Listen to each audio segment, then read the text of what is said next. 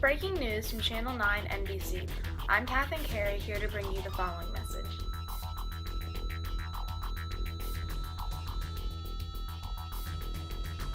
It's 1947 and tensions amongst the two greatest world powers are at their highest. Differing ideologies between the United States and the Soviet Union creates rising tensions that could lead to serious conflict.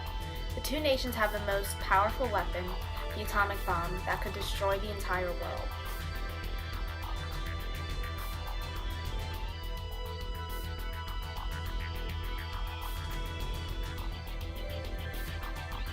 The United States lives by the ideals formed under democracy, which goes against the Soviet Union's communist states' ideals.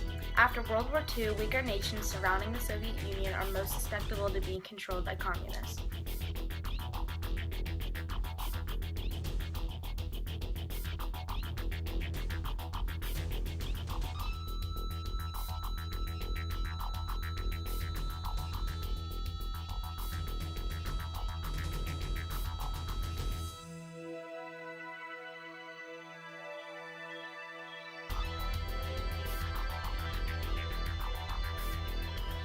The United States formed the idea of containment at the start of the Cold War. Containment is a foreign policy created to stop the spread of communism and the expansion of the Soviet Union. The idea of containment was formed by the writings of George F. Cannon. He writes that the U.S. policy towards the Soviet Union must be that of a long-term, patient but firm and vigilant containment of Russian expansive tendencies. His writings sparked containment and why it was so important for Americans to take precaution when it comes to communism to stop the spread.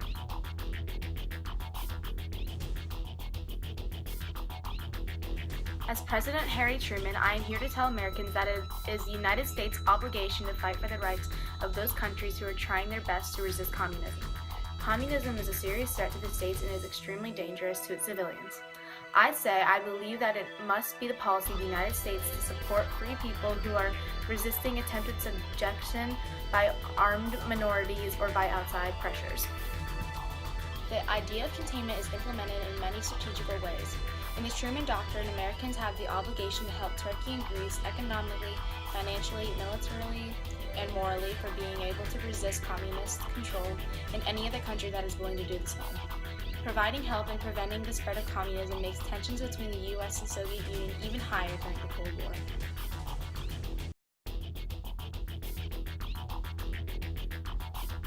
Another way containment has been implemented was through the creation of NATO, the North American Treaty Organization.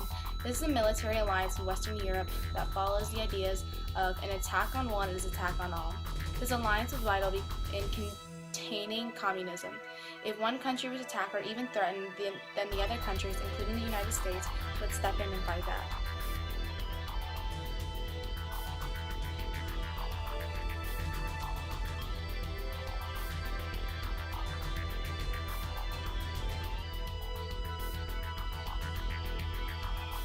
As President of the United States, I know it's an obligation of ours to help those in need. We need to practice the foreign policy of containment to prevent watching weak nations collapse to the horror of communism. I urge you to understand how vital it is, not only just from an American's point of view, but how vital it is to prevent the spread of terror that is bound to get worse.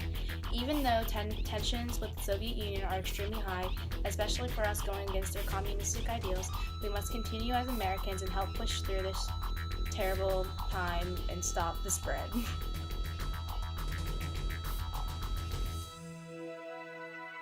Thank you for tuning in to Channel 9 NBC. I'm Carey. Thank you for listening.